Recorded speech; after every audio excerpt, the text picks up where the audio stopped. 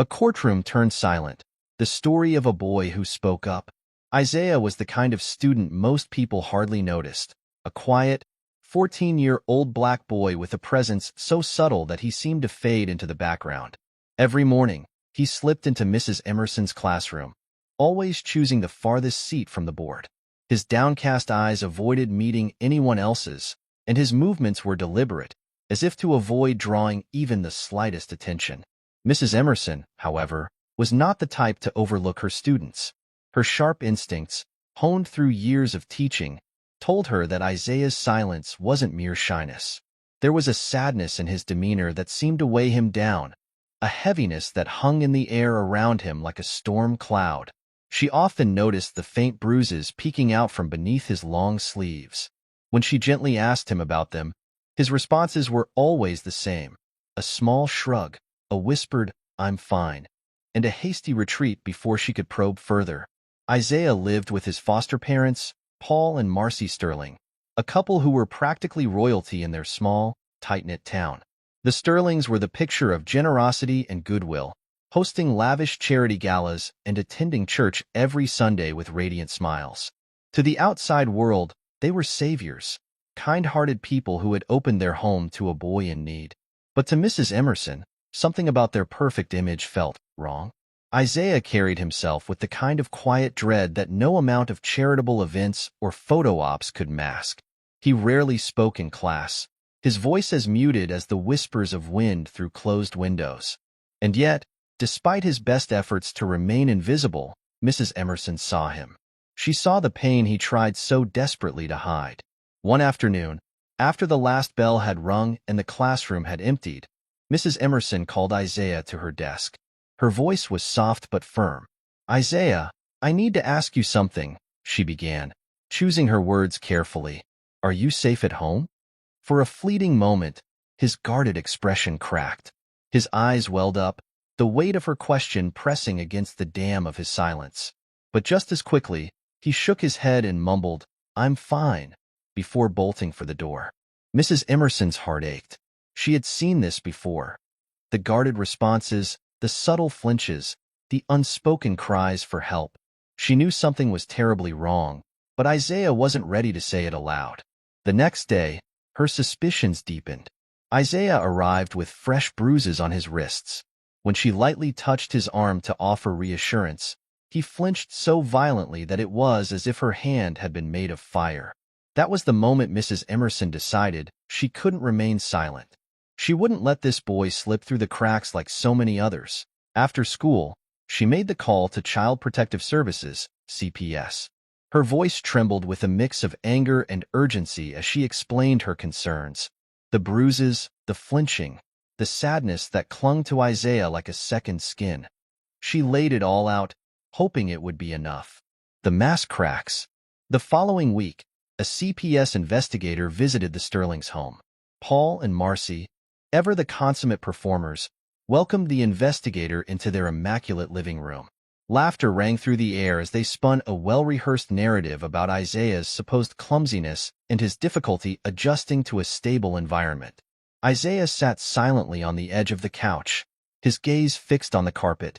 He looked small and fragile, as if the weight of the room's expectations might crush him at any moment. When the investigator asked him directly about the bruises, his response was barely above a whisper. "I just fell," he said, his voice flat and mechanical. It was enough to satisfy the investigator, who left the home without pressing further. Paul and Marcy's facade had held, for now. But Mrs. Emerson wasn't about to give up so easily. She began documenting everything.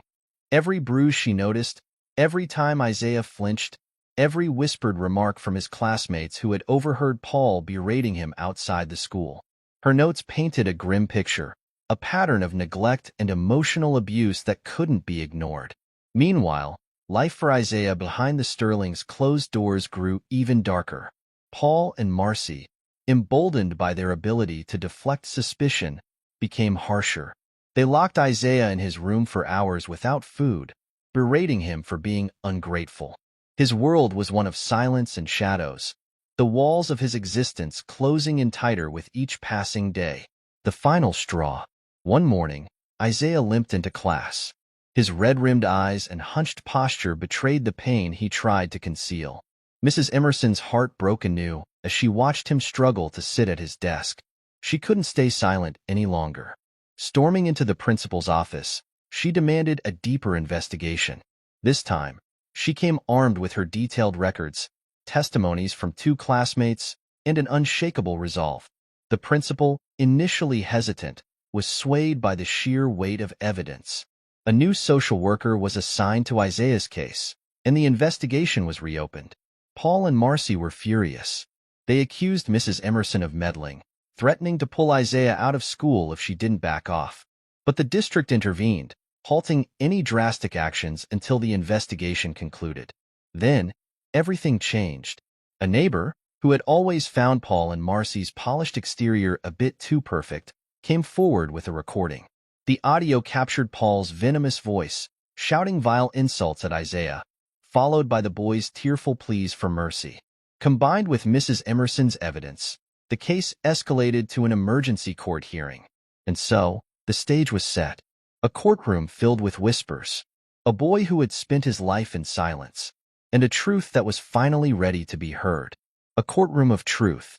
The courtroom was packed with people, their hushed whispers weaving a tense atmosphere. This was no ordinary hearing. This was a battle for justice, for a boy who had spent far too long hidden in the shadows. Paul and Marcy Sterling entered with an air of confidence.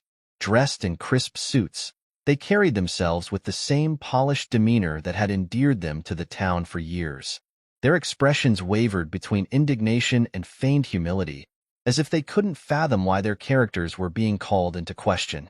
Isaiah, in stark contrast, looked small and fragile as he sat beside Mrs. Emerson. His thin frame seemed to disappear into the bench, and his trembling hands clutched its edge like a lifeline. Every glance from Paul sent a silent warning, a reminder of the consequences he would face if he spoke out. Presiding over the hearing was Judge Evelyn Carter, a stern woman known for her no-nonsense approach and unyielding pursuit of justice. As she took her seat, the murmurs in the courtroom stilled, replaced by an almost deafening silence. She began the proceedings by meticulously reviewing the evidence. Mrs. Emerson's notes were presented first. Page after page detailed Isaiah's bruises, his flinches, and the subtle signs of emotional abuse. Next came the testimonies of 2 classmates who had overheard Paul shouting at Isaiah outside the school. The neighbor's audio recording was last. As the audio played, the courtroom held its breath. Paul's voice, harsh and venomous, filled the room. "You're worthless. You'll never be anything," he shouted on the recording, his words dripping with cruelty. In the background, Isaiah's broken sobs cut through the air like a knife. Gasps rippled through the audience, and even Judge Carter's stoic expression faltered for a moment. Paul's defense attorney wasted no time attempting damage control. "Your Honor," he began, his tone smooth and practiced, "these are the words of strict but concerned parents trying to discipline a troubled boy. Isaiah has had difficulty adjusting, and the Sterlings have done everything in their power to help him. This is being blown out of proportion. The argument might have carried weight if not for the overwhelming evidence." The boy who spoke. Then came the moment everyone had been waiting for. Isaiah was called to the witness stand. The courtroom seemed to hold its collective breath as he rose from the bench. His steps were hesitant, his shoulders hunched, as though he were walking toward an invisible weight pressing down on him. As he settled into the witness box, he avoided looking at Paul, whose piercing glare felt like a tangible threat. The defense attorney wasted no time in his line of questioning. "Isaiah, can you tell the court how you got those bruises on your arms?" the attorney asked, his voice calm but pointed. I fell," Isaiah stammered, his voice barely audible. The attorney pressed further. "You've told others the same thing before, haven't you? That you're clumsy?" Isaiah nodded, his gaze fixed on the scuffed wood of the witness box.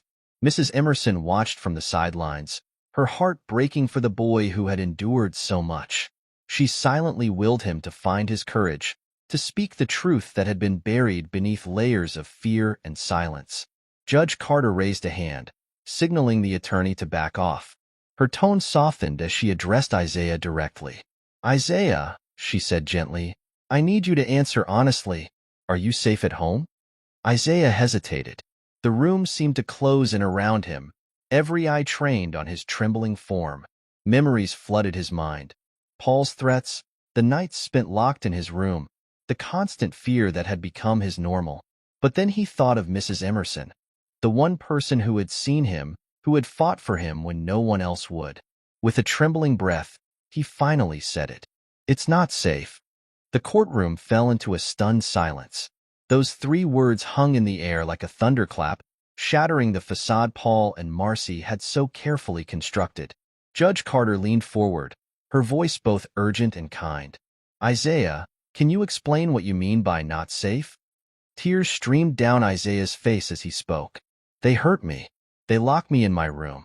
They say I'm worthless, that no one would believe me if I told anyone. His voice cracked, but he forced himself to continue. They said if I talked, they'd make it worse. The defense attorney immediately objected, claiming the judge was leading the witness. Judge Carter silenced him with a firm glare. The boy is speaking his truth, she said. Let him finish.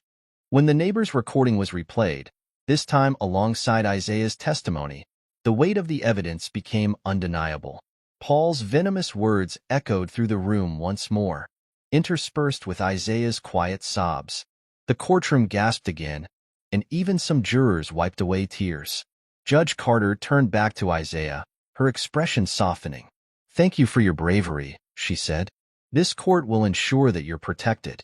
The Sterling's masks shatter. Paul and Marcy's composure crumbled in an instant. Paul shot to his feet, his face red with anger. This is outrageous, he shouted, pointing an accusatory finger at Mrs. Emerson. You did this. You turned him against us.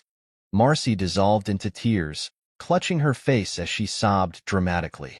We only wanted to help him, she wailed. We took him in when no one else would. Judge Carter's gavel struck sharply, commanding silence.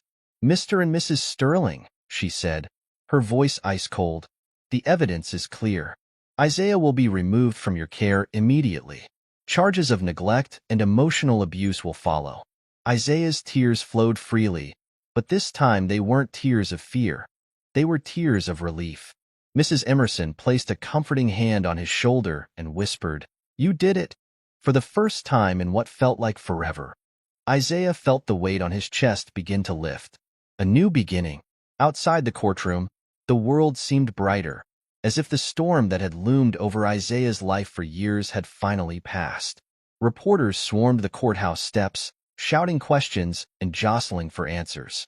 Mrs. Emerson shielded Isaiah as they slipped out through a side exit, avoiding the chaos. For the first time, Isaiah felt a glimmer of hope. He was free. In the days that followed, the small town was rocked by the revelations from the courtroom. Paul and Marcy Sterling's once pristine reputation was in tatters.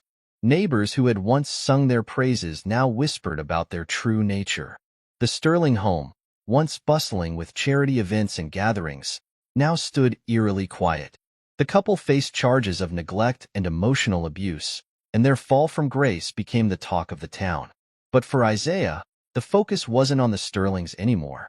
It was on rebuilding his life. Isaiah was placed with a new foster family, the Wilsons. Unlike the Sterlings, the Wilsons weren't concerned with appearances or public approval. They specialized in helping children who had endured trauma, creating a safe and supportive environment for healing. Their home was warm and inviting, with walls painted in soft, calming colors and shelves lined with books and art supplies. When Mrs. Emerson visited him a week after the court hearing, she found him in a sunny bedroom painted a soothing blue. The room was simple but filled with small, comforting touches. A soft quilt on the bed, a desk covered with sketchbooks and pencils, and a window that let in streams of golden sunlight. Isaiah greeted her with a shy smile, holding up a new sketch he'd been working on. The drawing was vibrant and full of life, a stark contrast to the bleakness that had once consumed his work. I joined the art club, he said, his voice tinged with pride. Mrs. Emerson's heart swelled. You deserve this, Isaiah, she said gently. Your bravery made it possible. Isaiah nodded, his smile growing a little wider. For the first time in what felt like forever, he believed her. A legacy of courage. Back at school, Isaiah was a different boy. He no longer sat at the back of the classroom, trying to disappear. Instead, he chose a seat closer to the front, his posture more relaxed, his shoulders no longer weighed down by fear. He began participating in class, his quiet voice growing steadier with each passing day. His story, though painful, became a beacon of hope for others. News of his courage spread, and soon other students began coming forward with their own struggles. The school counselor's office, once quiet and often empty, became a refuge for those seeking help. One day, Isaiah approached Mrs. Emerson's desk after class. He held out a folded piece of paper, a thank you note carefully written in his neat handwriting. "Thank you for never giving up on me," he said softly. "If you hadn't, I'd still be there." Mrs. Emerson's throat tightened as she read the note. "Isaiah," she said, her voice thick with emotion, "that's what teachers are here for. But you need to know, it was your courage that made the difference. You found your voice, and you changed everything." Isaiah gave her a small, knowing smile. "And I made a judge go pale," he added with a quiet laugh. Mrs. Emerson chuckled, wiping away a tear. "You certainly did." The ripple effect. Isaiah's journey didn't just change his life. It sparked a shift in the entire community. Inspired by his story, the school implemented new programs to support at-risk students, ensuring that no child would slip through the cracks the way Isaiah nearly had. Parents began paying closer attention to their children's friends, asking questions and listening more intently. Teachers received additional training on recognizing the signs of abuse and neglect, and local authorities promised to take such cases more seriously. Even the foster care system, so often criticized for its shortcomings, began to re-evaluate its processes. The Wilsons became advocates for change, working with other foster parents to create a network of support for children like Isaiah. For Isaiah, the future looked brighter than it ever had. He continued to excel in art, his sketches becoming more detailed and expressive. The art club became his sanctuary, a place where he could pour his emotions onto paper and transform his pain into something beautiful. One afternoon, he presented Mrs. Emerson with a drawing he had worked on for weeks. It was a portrait of her, standing tall and resolute, with the words, "Thank you for seeing me," written in bold letters at the bottom. "I wanted you to have this," he said, "because you didn't just save me. You saw me when no one else did." Mrs. Emerson held the drawing close, tears streaming down her face. "Isaiah, this is beautiful. I'll treasure it forever."